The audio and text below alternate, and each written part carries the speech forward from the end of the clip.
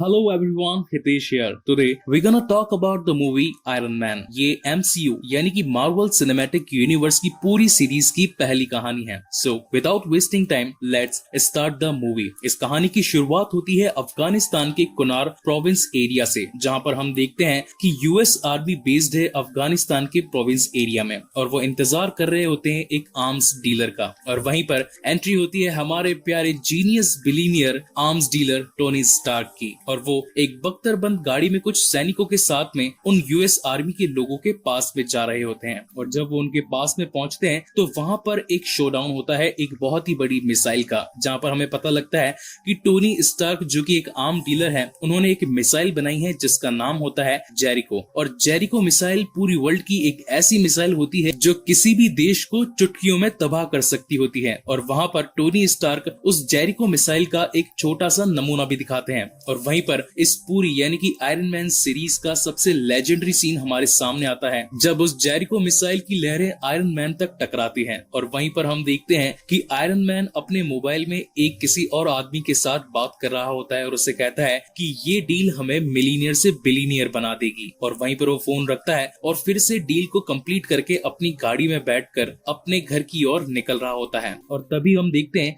कि वहां पर कुछ आतंकियों का हमला होता है उनकी गाड़ियों पर और साथ ही उस तोप से वो कई सारी गाड़ियों को उड़ा देते हैं. वहां पर मौजूद सैनिक टोनी स्टार्क की मदद करते हैं, लेकिन उन सभी पर वो आतंकवादी गोलियां मारकर उन्हें जख्मी कर देते हैं. टोनी स्टार्क अपनी जान बचाने के लिए उस गाड़ी से बाहर निकलते हैं, लेकिन तभी वो देखते हैं कि उन्हीं के पास में उन्हीं की कंपनी यानी कि स्टार्क इंडस्ट्रीज का एक बम आकर गिरता है. उससे बचने के लिए वो वहां से दूर जाने की कोशिश करते हैं, लेकिन वो बम वहीं पर फट जाता है, जिसकी वजह से टोनी स्टार्क काफी बुरी तरीके से घायल हो जाते हैं. अब यहाँ पर कहानी का फ्लैशबैक हमें दिखाया जाता है. कहानी यहाँ से पहुंचती है आज से 36 घंटे पहले यानी कि 1.5 दिन पहले. वहां हम देखते हैं कि टोनी स्टार्क को नॉमिनेट किया जाता है arms dealer of the year का. जब टोनी स्टार्क छोटे थे तब उनके पिता हॉवर्ड स्टार्क ने अपने एक फ्रेंड जिसका नाम होता है ओबेडाया स्टेन, उसके साथ में मिलकर स्टार्क इंडस्ट्रीज की नींव रखी थी, जहां पर वो आर्म्स डीलिंग और बहुत ही नए नए आविष्कार किया करते थे जनता की भलाई के लिए. लेकिन हम देखते हैं कि वहां पर टोनी स्टार्क मौजूद नहीं होते हैं और उनकी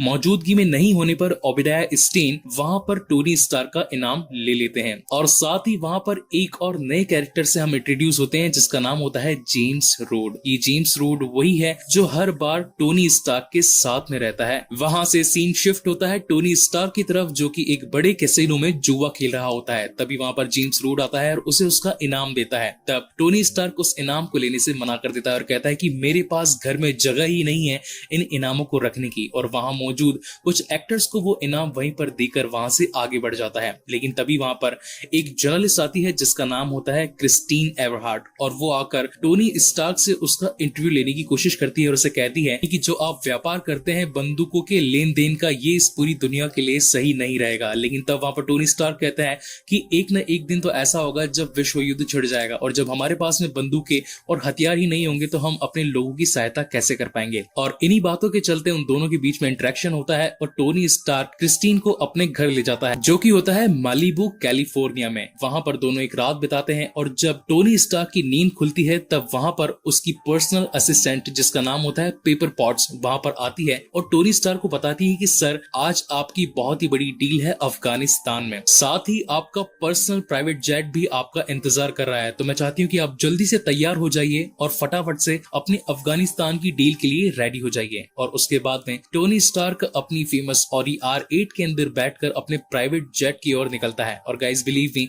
जब मैं 8th क्लास में था 2008 के अंदर जब ये मूवी आई थी तब मैंने फर्स्ट टाइम ऑडी R8 को देखा था और मैं तब से इस कार का फैन हूँ. ये मेरी ड्रीम कार है. जोक से पार्ट, चलिए वापस आते हैं अपनी स्टोरी की तरफ. जब टोनी स्टार्क अपने प्राइवेट प्लेन के पास पहुंचता है तो वहां उसका स्वागत उसका खास फ्रेंड जेम्स रोड करता है और दोनों वहां से अफगानिस्तान की डीलिंग के लिए निकल जाते हैं. और वहीं पर सीन शिफ्ट होता है प्रेजेंट टाइम में और अब हम देखते हैं कि टोनी स्टार्क काफी बुरी तरीके से घायल है और साथ ही उसके सीने से कुछ तार जुड़े हुए हैं जो कि एक बैटरी से लगे हुए हैं और साथ ही अब वो बैटरी ही उस टोनी स्टार्क के शरीर को पावर दे रही होती है. तब वहां पर टोनी स्टार्क हैरानी से उठता है और पास ही खड़े एक आदमी जिसका नाम होता है येंसेन उससे पूछता है कि आखिर यहाँ पर हुआ क्या था. तब येंसेन बताता है कि एक बम विस्फोट के अंदर तुम्हारे शरीर के अंदर उस बम के काफी सारे छर्रे घुस गए थे, इसी की वजह से उन छर्रों को निकाल पाना काफी मुश्किल था, इसलिए मैंने इस बैटरी के साथ में एक इलेक्ट्रोमैग्नेटिक फील्ड तैयार की जो कि उन क्षणों को तुम्हारे दिल के करीब पहुंचने में रोकने में मदद करेगा कि इस इलेक्ट्रोमैग्नेटिक फील्ड को अगर निकाला जाएगा तो तुम्हारी मौत हो जाएगी। उसी वक्त वहां पर उन आतंकवादियों के सरदार की एंट्री होती है। हालांकि दिखने में तो वो एक आलू बुखारा था, लेकिन वहां पर जब उसकी एंट्री होती है तो टोनी स्टार्क से कहता है कि हमने तुम्हें बंदी बना लिया है और हम तुम्हें तभी जाने देंगे जब तुम हमें सेम टू सेम वैसी जेरिको मिसाइल बनाकर दोगे, क्योंकि हमें वो जेरिको मिसाइल चाहिए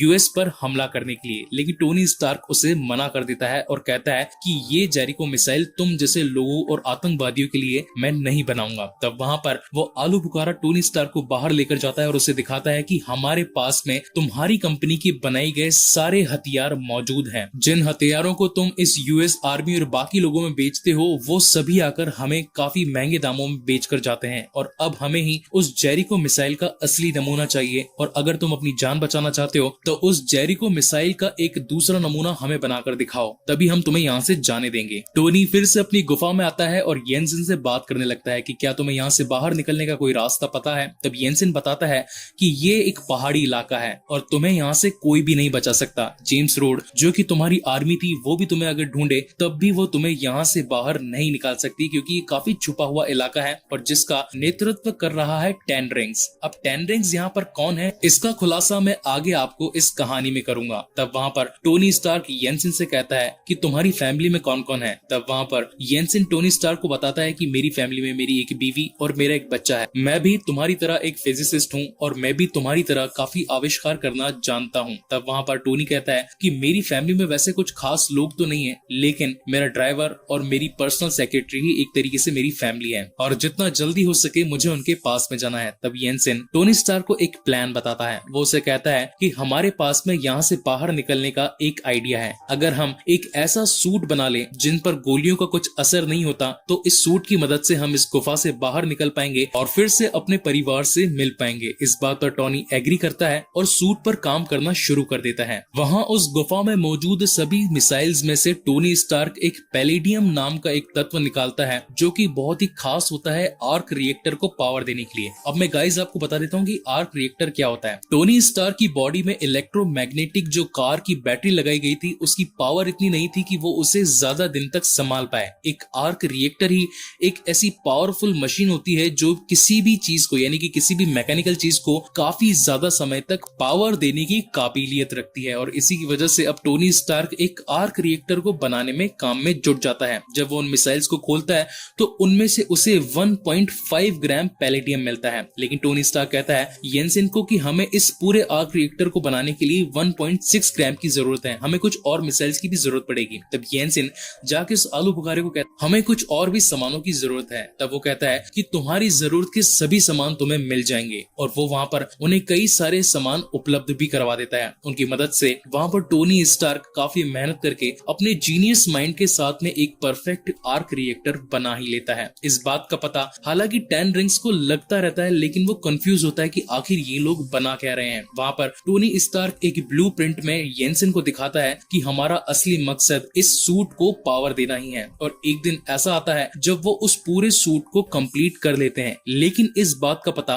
टेन रिंग्स को लग ही जाता है और टेन रिंग्स जब टोनी स्टार्क को मारने के लिए आगे बढ़ता है तब वहाँ पर येंसन कहता है कि मैं आगे जाकर इन लोगों को रोकता हूँ, तब तक तुम अपने सूट की डाउनलोडिंग यानी कि फुल पावर कंप्लीट कर लो और तुम्हें इसमें कुछ समय भी मिल जाएगा। और इसी बीच में येंसन को टेन रिंग्स के लोग गोली मारकर वहाँ पर घायल कर देते हैं। इस बात से टोनी काफी गुस्सा हो जाता है और वहाँ मौजूद सभी लोगों को मारता हुआ उस गुफा से बाहर निकल जाता है और जब वो देखता है कि वहाँ पर मौजूद काफी सारे हथियार हैं जो कि स्टार्क इंडस्ट्रीज के ही दिए हुए हैं, तो वो उन्हें जलाकर वहाँ से अपने रॉकेट लॉन्चर को स्टार्ट कर देता है और एक बूस्ट मारकर वहाँ से काफी ऊंची उड़ान भरता है और एक रेगिस्तान में जाकर गिर जाता है। रेगिस्तान में गिरने की वजह से टोनी का जो सूट होता है जिसे उसने मार्क 1 नाम दिया होता है वो वहीं पर टुकड़े टुकड़े होकर टूट जाता है है और वहां से टोनी स्टार्क अपने आप को बचाकर रेगिस्तान में आगे बढ़ने लगता है। लेकिन क्योंकि हमें ये पता था कि जब तक टोनी स्टार्क उन पहाड़ियों में होता है जेम्स रोड उसे कभी नहीं ढूंढ सकता था, और जब वो खुले रेगिस्तान में आ जाता है तब जेम्स रोड और उसकी पूरी टीम वहां से टोनी स्टार्क को रेस्क्यू करके कैलिफोर्निया में मालिबू में पहुंचा देती है। मालिबू पहुंचते ही सबसे पहले टोनी स्टार्क अपने खास बॉडीगार्ड जिसका नाम होता है हैप्पी होगन उसे कहता है कि फटाफट से एक प्रेस कॉन्फ्रेंस कंडक्ट करो, मुझे कुछ इंटरव्यू देना है। और उसी के साथ ही वहां पर हैप्पी होगन एक बहुत ही बड़ी प्रेस कॉन्फ्रेंस अरेंज करता है। जब टोनी वहां पर पहुंचता है तो उसके एक पापा के जो खास दोस्त होते हैं जिनका नाम होता है ओबिडाई स्टैन, वो भी वहां पर टोनी स्टार्क का स्वागत करते हैं। जब टोनी अंदर जाकर प्रेस कॉन्फ्रेंस के सामने आता है तब वहां पर सभी लोग टोनी से काफी सारे सवाल पूछने के लिए रेडी रहते हैं और उससे ये पूछने की कोशिश करते हैं कि आखिर अफगानिस्तान में आपके साथ हुआ क्या और आप वहां से बचकर कैसे निकले। लेकिन वहां पर इस कहानी का बहुत ही हार्ट टचिंग सीन हमें दिखाई पड़ता है। वहां पर टोनी सभी से कहता है कि मैं भी नीचे बैठ रहा हूँ और आप सभी भी नीचे बैठ जाइए, ये इंटरव्यू जो है यानी कि जो कॉन्फ्रेंस है मैं इस तरीके से ही बैठकर देना चाहता हूँ। तब वहां पर टोनी कहता है कि मेरी ही इंडस्ट्री जो कि आर्म्स डीलिंग करती है, बड़े बड़े हथियार बनाती है, वहां पर कुछ आतंकवादियों ने मुझे पकड़ लिया था और साथ ही मेरे ही बनाए गए हथियारों से मुझ पर हमला भी किया था और अब मैं आप सभी के सामने एक बहुत ही बड़ा खुलासा करना चाहता हूँ। वहां पर टोनी स्टार्क पूरी प्रेस कॉन्फ्रेंस को ये बताता है कि अब मैं अपनी इंडस्ट्री में जो भी आर्म्स डीलिंग का काम होता है उसे बंद करने वाला हूँ, यानी कि अब जो मैं हथियार बनाया करता था अब वो सारे हथियार बनाना बंद कर रहा हूँ। उस बात को संभालने के लिए ओबेडाई वहां पर बीच में आते हैं और प्रेस कॉन्फ्रेंस को कहते हैं कि अफगानिस्तान में हुए हमले की वजह से टोनी को सदमा लगा है और इसी की वजह से वो बहकी बहकी बातें कर रहा है। मैं टोनी को समझाऊंगा और हम इस बारे में दोबारा बात करेंगे। वो टोनी के पास जाकर उससे बात करता है और पूछता है कि आखिर अफगानिस्तान में तुम्हारे साथ हुआ क्या और वहां से तुम कैसे बचकर निकले। तब टोनी ओबेडाई को बताता है कि मेरे ऊपर कई सारे आतंकवादियों ने हमला कर दिया था और साथ ही मुझे जेरिको मिसाइल बनाने का नमूना तैयार करने के लिए कहा था, लेकिन वहां से मैं एक आयरन सूट बनाकर वहां से भाग गया और उस आयरन सूट को एनर्जी देने के लिए मैंने एक आर्क रिएक्टर का भी निर्माण किया। क्या तुम देखना चाहते हो कि वो कैसा दिखता है? तब वहां पर ओबेडाई कहता है कि हाँ मुझे जरूर देखना है। तब वहां पर टोनी स्टार्क अपना शर्ट खोलता है और उसे चुपके से उस छोटे से बनाए गए आविष्कार यानी कि आर्क रिएक्टर को दिखाता है। तब वहां पर ओबेडाई कहता है कि ये तो बहुत ही शानदार खोज है, हमें इस खोज को पूरी दुनिया के सामने लेकर आना चाहिए। लेकिन तब टोनी उसे मना कर देता है और वहां से चला जाता है। अब क्योंकि टोनी एक बहुत ही ज्यादा जीनियस और एक बिलीनियर इंसान होता है इसलिए वो अपने बनाए गए पुराने आर्क रिएक्टर को इम्प्रूव करने की कोशिश करता है और एक नया आर्क रिएक्टर बना ही देता है और उसे अपनी बॉडी में फिट करने के लिए पेपर पॉट्स को बुलाता है और वो पेपर पॉट से कहता है कि तुम्हें बस कुछ भी नहीं करना, इस पुराने आर्क रिएक्टर को निकालना है और जो मैंने नया आर्क रिएक्टर बनाया है इसे मेरी बॉडी के अंदर फिट कर देना है। तब वहां पर पेपर पॉट्स कहती है कि आखिर ये चीज है क्या? तब वहां पर टोनी पॉट्स को बताता है कि मेरी बॉडी के अंदर कुछ ऐसे लोहे के छर्रे घुस गए हैं जो कि मेरे दिल के करीब तक पहुंचने ही वाले हैं, लेकिन ये आर्क रिएक्टर उन्हें पहुंचने से रोकता है और साथ ही मुझे अपनी बॉडी के अंदर न्यू पावर भी जनरेट करके देता है। वहीं पर सीन चेंज होता है और हमें दिखाया जाता है कि ट्रेन रिंग्स को उस रेगिस्तान के अंदर टूटा हुआ मार्क 1 मिल जाता है और वो उसके टूटे हुए सभी पुर्जों को जोड़कर फिर से कुछ नया बनाने की कोशिश करते हैं। और वहीं हम देखते हैं कि टोनी स्टार्क अपने घर के बेसमेंट में एक और नए सूट पर काम शुरू कर देता है जिसका वो नाम देता है मार्क 2। सबसे पहले तो टोनी स्टार्क अपने जूतों पर काम करता है ताकि वो अच्छी तरीके से उड़ पाए। वो ऐसे सिलेंड्रिकल रॉकेट्स का इस्तेमाल करता है जो कि इंसान को पूरी तरीके से हवा में उड़ाने के लिए सक्षम थे। वो सिर्फ और सिर्फ उनकी 10% यूज करने की कोशिश करता है स्टार्टिंग में उन जूतों को चेक करने के लिए, लेकिन 10% की शक्ति भी इतनी ज्यादा होती है कि वो उसे आसमान में उड़ाकर गिरा देती है। फिर टोनी उन जूतों पर काफी अच्छा काम करता है और साथ ही उन्हें अच्छी तरीके से बनाकर फिर 1% की पावर से उन जूतों को फिर से यूज करता है। अब जाकर टोनी को उन जूतों के अंदर कामयाबी हासिल हो जाती है और इसी के साथ ही वो अपना मार्क 2 आयरन मैन सूट भी कंप्लीट कर लेता है और उस सूट की चेकिंग करने के लिए वो वहां से उड़ जाता है और आसमान में पहुंच जाता है। क्योंकि अब उसे मार्क 2 की शक्ति का और भी ज्यादा अनुमान लगाना होता है तो वो अपने कंप्यूटर जिसका नाम होता है जेविस उसे कहता है कि इस पूरे सूट के अंदर फुल पावर जनरेट कर दो, मुझे जितना ऊंचा हो सके उतनी ऊंचाई पर जाना है। और जब टोनी स्टार्क आसमान में 81,000 फीट की ऊंचाई तक पहुंचता है तो उसका सूट ठंडा पड़ना शुरू हो जाता है, उसके सूट के ऊपर बर्फ जमना शुरू हो जाती है और इसी के साथ ही उसका कंप्यूटर बंद हो जाता है जिसकी वजह से टोनी जमीन की ओर गिरना शुरू हो जाता है। लेकिन तभी टोनी अपने कंप्यूटर को फिर से शुरू करने के आदेश देता है और थोड़ी ही देर में जेविस फिर से स्टार्ट हो जाता है और आयरन मैन यानी कि जो मार्क 2 सूट होता है उसके अंदर से फिर से इलेक्ट्रिसिटी जनरेट हो जाती है और वहां से टोनी अपनी जान बचाकर फिर से अपने घर में आ जाता है। जब वो अपने घर में आता है तब उसे पता चलता है कि जो पहला आर्क रिएक्टर जिसे पेपर पॉट्स ने अपने हाथों से निकाला था, अब पेपर पॉट्स उसे ठीक से डेकोरेट करके उस पर लिखकर iron man has a heart एक गिफ्ट बनाकर आयरन मैन की टेबल पर रख देती है। और जब टोनी आता है और टेबल पर उस आर्क रिएक्टर को देखता है तो उसे देखकर उसे काफी खुशी होती है। अब टोनी को ये पता चल गया होता है कि ज्यादा ऊंचाई पर जब बर्फ जम जाती है तो ये सूट काम करना बंद कर देता है। इसका मतलब ये है कि मुझे इसकी मेटेलिक डिजाइन को चेंज करना पड़ेगा। तभी वो उसके अंदर टाइटेनियम और गोल्ड की धातु का यूज करता है ताकि वो उसकी पूरी मेटेलिक डिजाइन को चेंज कर सके और जब ये सूट ज्यादा ऊंचाई पर भी जाए तभी भी इसके अंदर बर्फ ना जमे। वहीं टीवी पर एक न्यूज आ रही होती है, ओबेडाया स्टेन ने अपनी एक बहुत ही शानदार पार्टी कैलिफोर्निया में दी है और वहां पर टोनी स्टार्क को आमंत्रित यानी कि इनवाइट नहीं किया गया है। जब टोनी को इस बात का पता चलता है तो वो अपनी फिर से ऑडी लेकर उस पार्टी के अंदर आ जाता है और वहां पर उसे पेपर पॉट्स भी मिलती है। वो दोनों अपने कुछ खास पल वहां पर बिताते हैं, आपस में डांस करने लगते हैं, लेकिन तभी वहां पर क्रिस्टीन एवरहार्ट आ जाती है और टोनी स्टार्क को बताती है कि जिस जेरिको मिसाइल को तुमने यूएस आर्मी यानी कि अफगानिस्तान के अंदर बेचा था, अब ऐसे कई सारी मिसाइल्स अफगानिस्तान के एक और गुलमीरा नाम के गांव के अंदर उन पर एक्सपेरिमेंट चल रहा है। इस बात से टोनी को काफी गुस्सा आता है और अब उसे पता चल गया होता है कि अगर मैंने गुलमीरा के अंदर उन रॉकेट्स यानी कि उन जेरिको मिसाइल्स को नहीं बेचा तो किसने बेचा हो सकता है। उसका सीधा शक जाता है ओबेडाया स्टेन पर और वो जाकर ओबेडाया से पूछता है कि आखिर तुमने वो जेरिको मिसाइल्स उन अफगानिस्तानियों यानी कि उन अलगाववादियों को क्यों बेची। तब वहां पर ओबेडाया कहता है कि बेटा ये बिजनेस है और बिजनेस के लिए मैं किसी भी हद तक जा सकता हूँ। टोनी इस बात को सहन नहीं कर पाता और वो गुस्से में अपने घर पर आता है और जब वो घर पर आता है तो टीवी में उसे एक और न्यूज पता चलती है कि गुलमीरा नाम के गांव यानी कि जो अफगानिस्तान में है वहां पर कई सारे आतंकवादी उस गांव के आदमियों को इकट्ठा कर रहे हैं और साथ ही औरतों और बच्चों को जान से मार रहे हैं। इस बात से टोनी को और भी ज्यादा गुस्सा आ जाता है और वो फिर से अपने मार्क 2 पर और भी ज्यादा एक्सपेरिमेंट करने लगता है, उसे और भी ज्यादा अपने वेपन्स के साथ में एनहेंस्ड करने लगता है। और एक ऐसा पल आता है जब वो कम्प्लीटली अपने मार्क 3 को बना लेता है जिसके अंदर कई सारी एबिलिटीज होती हैं और उसी के साथ में वो उड़ता हुआ पहुंचता है अफगानिस्तान के गुलमीरा गांव में और वहां पर पहुंचकर वो सभी आतंकवादियों की चटनी बना लेता है और वो जो आलू बुखारा होता है उसका आलू अलग और बुखारा अलग करके उसकी पिटाई करके वहां से निकलने के बाद टोनी को पता चलता है कि अभी भी मिसाइल्स उनके खेमे में हैं और वो एक छोटे से रॉकेट लॉन्चर को उन पूरी बड़ी मिसाइल्स पर छोड़ देता है जिससे वहां पर एक बहुत ही बड़ा धमाका होता है। इस धमाके का पता एडवर्ड एयरफोर्स को पता चल जाता है अपने सैटेलाइट की मदद से और वो इस धमाके को अपने अनुसार ज्ञात लगाने की कोशिश करते हैं कि आखिर किस विमान ने यहाँ पर धमाका किया है और उन्हें पता चलता है कि शायद ही कोई एक छोटा सा विमान है जो कि हमारे एरिया में घुस आया है और साथ ही यहाँ पर बमबारी कर रहा है। वहाँ के एयरफोर्स के जो पायलट होते हैं वो उस अज्ञात विमान को खोजने की कोशिश करते हैं लेकिन वो और कोई नहीं होता, वो होता है आयरन मैन और उसका साइज काफी छोटा होता है। इसकी वजह से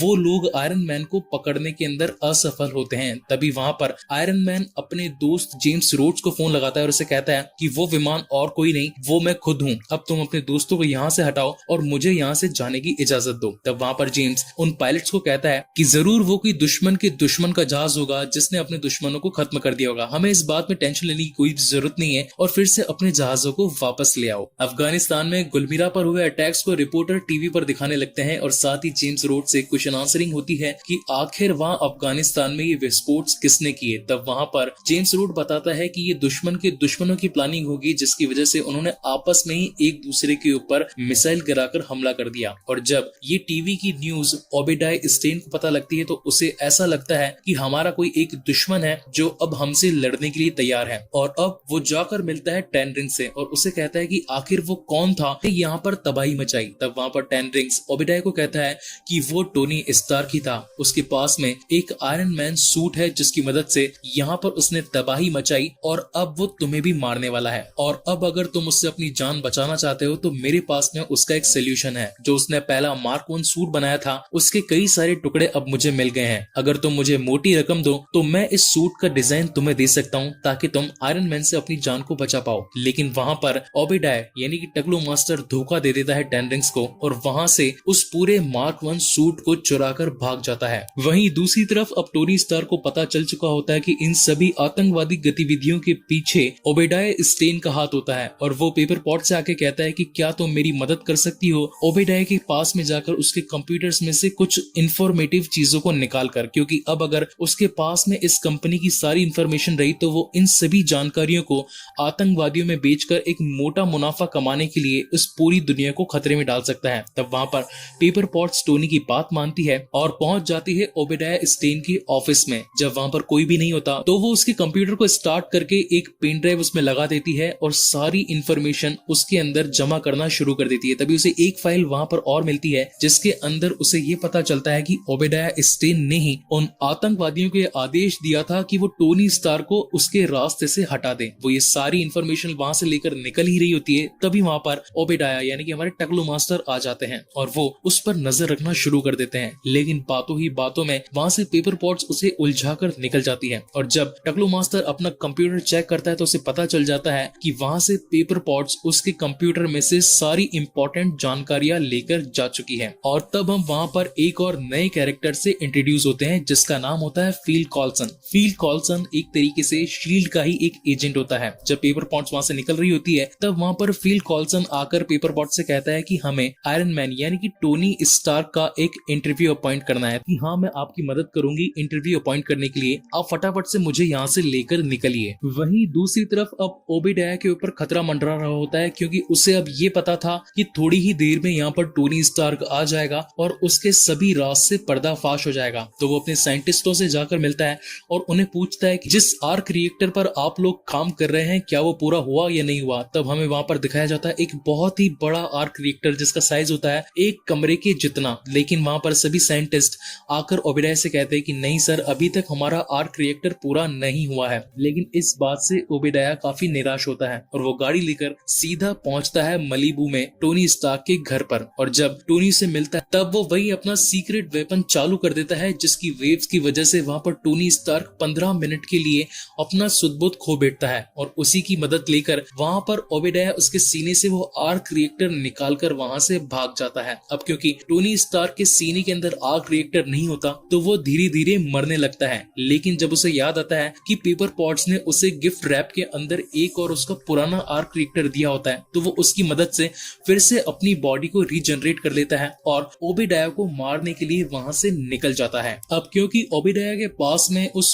मार्क 1 सूट का पूरा डिजाइन होता है तो वो उस सूट के डिजाइन की मदद से एक और बड़ा आयरन मैन सूट बना देता है जिसको वो नाम देता है आयरन मॉन्गर। और वो साइज में काफी बड़ा होता है और उसमें सिर्फ और सिर्फ जरूरत होती है उस बिजली की यानी कि आर्क रिएक्टर की। और जब ओबेडाया उस आर्क रिएक्टर को उस आयरन मॉन्गर में डालता है तो वो पूरी तरीके से शुरू हो जाता है और उसमें सारी ताकतें आ जाती है। जब आयरन मैन वहां पर आयरन मॉन्गर को रोकने के लिए पहुंचता है तो उन दोनों के बीच में एक बहुत ही घमासान और एक कूल फाइट हमें देखने को मिलती है। वो दोनों आपस में एक दूसरे के ऊपर काफी वार करते हैं और एक दूसरे को काफी उठा पटक करते रहते हैं और साथ ही उनकी उठा पटक वहां पर रोड पर भी आ जाती है। वहां के सभी लोग उन दोनों को लड़ते हुए देख लेते हैं कि कुछ लोग हैं जो कि सूट के अंदर आपस में एक दूसरे से लड़ रहे होते हैं। लड़ते लड़ते टोनी को ये पता चल चुका होता है कि आयरन मॉन्गर के अंदर काफी ज्यादा शक्ति है और वो उसे नॉर्मली लड़ने से नहीं हरा पाएगा, उसे कुछ और तरकीब लगानी पड़ेगी। तभी उसे याद आता है कि आसमान की ऊंचाइयों में जब ठंड बढ़ जाती है तो सूट काम नहीं करता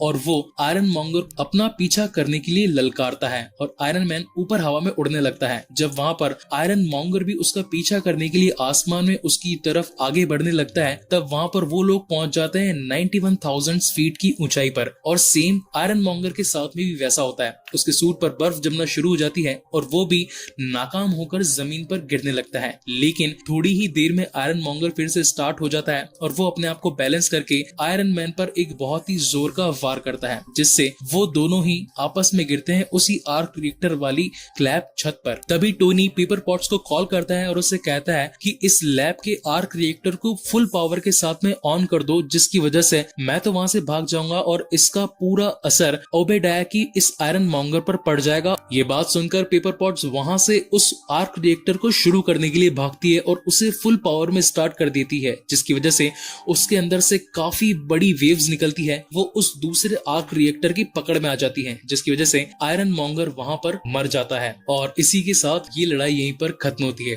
अगले दिन सुबह हम देखते हैं कि एक प्रेस कॉन्फ्रेंस में आयरन मैन को बुलाया जाता है ये सवाल पूछने के लिए कि आखिर कल जो लड़ाई चल रही थी, जो सूट पहनकर वो लोग लड़ रहे थे, क्या वो आप ही हो या नहीं। तब वहां पर शील्ड का वही एजेंट यानी कि कि फिल कॉल्सन आकर कुछ स्क्रिप्ट देता है टोनी स्टार्क को और कहता है कि आपको जो हमने स्क्रिप्ट दी है आपको सिर्फ और सिर्फ वही बोलना है। आपको बोलना है कि ओबेडाया एक हवाई हादसे में मारे गए और साथ ही वो जो सूट था उसके अंदर आपका बॉडीगार्ड था जो एक दूसरे बॉडीगार्ड से लड़ रहा था। वहां से वो सभी स्क्रिप्ट उठाकर टोनी स्टार्क उन सभी प्रेस कॉन्फ्रेंस के बीच में आता है और जब एक एक करके लोग उससे क्वेश्चन पूछना चालू करते हैं तो वहां पर टोनी स्टार्क थोड़ा सा हेजिटेट होता है। तब वहां पर जेम्स रोड भी खड़ा होता है और वो टोनी को कहता है कि ज्यादा हेजिटेट होने की जरूरत नहीं है, जो भी है इन्हें सच बता दो। और इसी के साथ ही हमें वहां पर इस कहानी का सबसे लेजेंडरी सीन देखने को मिलता है जहां पर टोनी स्टार्क अपनी आइडेंटिटी सभी के सामने रिवील कर देता है और बताता है आई एम आयरन मैन। और इसी के साथ ये मूवी यहीं पर खत्म होती है। इस मूवी के पोस्ट क्रेडिट सीन में हमें ये दिखाया जाता है